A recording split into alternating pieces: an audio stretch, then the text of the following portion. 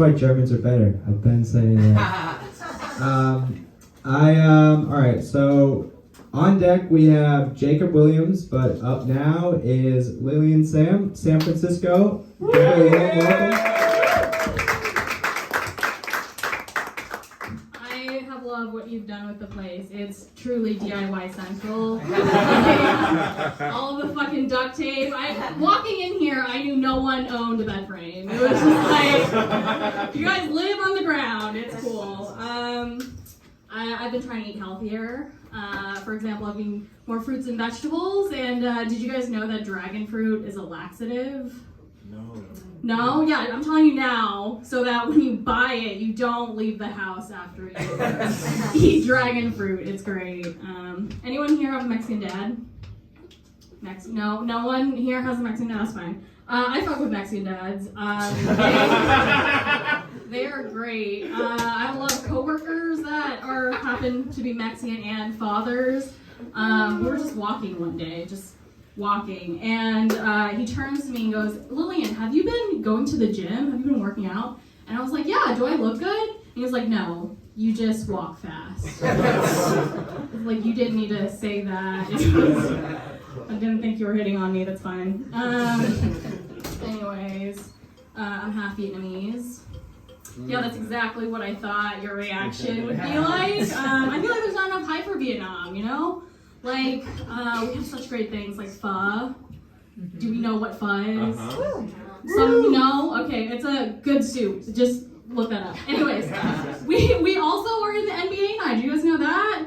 Okay, see, there's two Jalen Williams. The Vietnamese one is not as good as the other one. Anyways, I love how I say we, like I contributed, you know, just wanted to be part of it. Anyways, we have other great things like the war.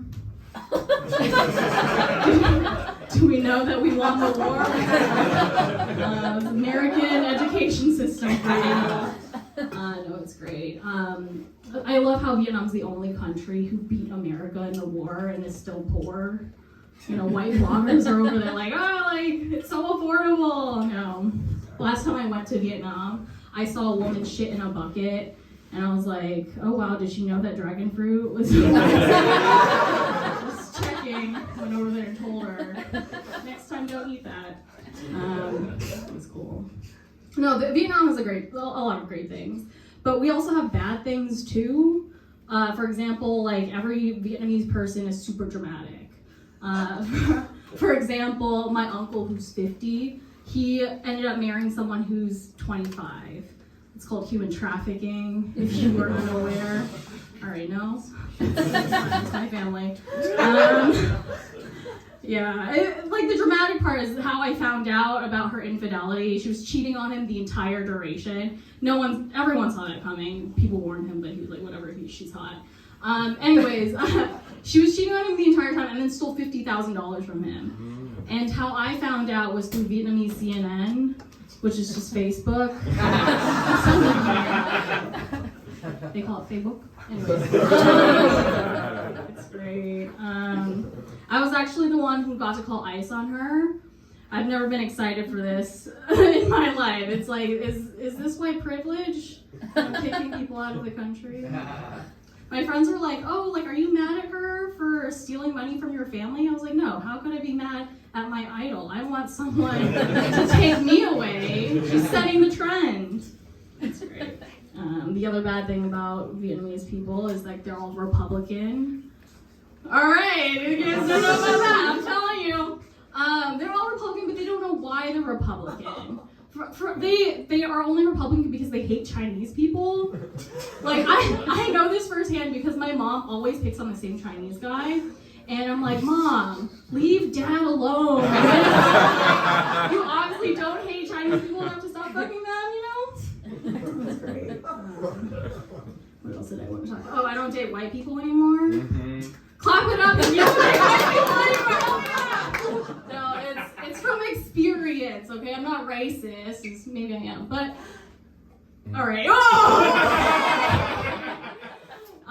I don't date white people. No offense to Mexicans who look white. It's just from experience. All right, I met him through Tinder. The last white guy I dated, I met him through Tinder, and he was 2 hours late to his own house. So I was like, okay, this is how we're gonna start out. So I take an edible and forget that I took an edible. So when I got there, I was high as balls. And he ordered Uber Eats just for himself. I don't know why. And when I asked for some, he said no.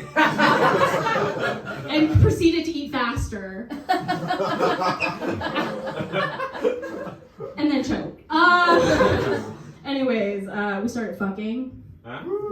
When? I know, like, 50, that's cool. And he calls me by the wrong name. He calls me Young Chang. Oh, like, my own parents didn't even give me an Asian name.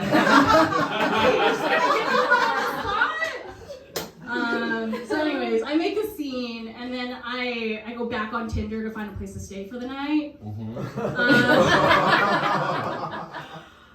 So as I'm waiting for this Uber to take me to my housing, this one car drives by and he's like, oh, like, are you okay? And I'm like, no, I'm fine. I'm just waiting for an Uber. Second car drives by and he's like, oh, do you need a ride? And I'm like, wow, everyone here is so nice. I'm like, no, I'm just waiting for an Uber. The third car drives by and goes, hey, yo, how much? And I was like, how much do you have? That's the story of how I became a prostitute. I'm joking. Thank you. I have a boyfriend now. No one's gonna clap for that. I think it's a good achievement. No, I have a boyfriend. He has the same name as my brother. So it truly didn't bother me until my mom started calling my brother Big Kenneth. I'm like, God damn. Oh man. So now I have to say my boyfriend's full name when we're having sex. Kenneth, you hung out every time because like I didn't want to make the distinction, you know. Anyways, I love my boyfriend. We've been dating for 2 years now.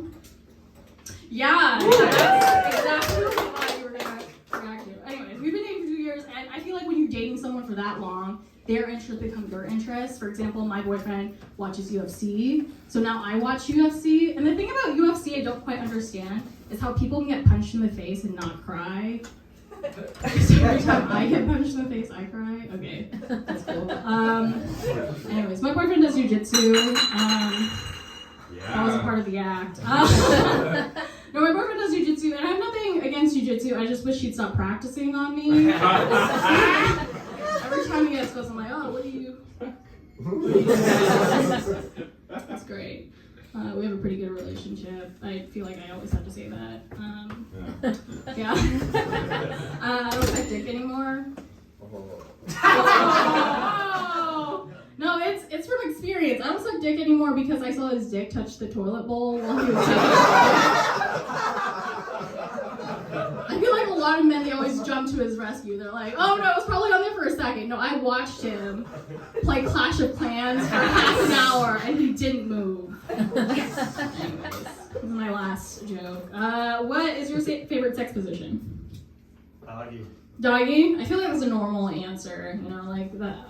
Every time I ask that, it's like almost certain. I asked my boyfriend what his favorite sex position was. He was like, oh, I like missionary. And I was like, that's such a virgin answer. What the fuck? I was like, why do you like missionary? And he was like, oh, it's a jujitsu position. And I'm like, what do you think about jujitsu when we're having sex? He was like, yeah. I'm like, I have to fight you now? All right, I'm done. Yeah. Hey!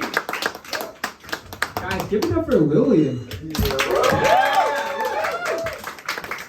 Wow, that was awesome. All right, so on deck is Greg.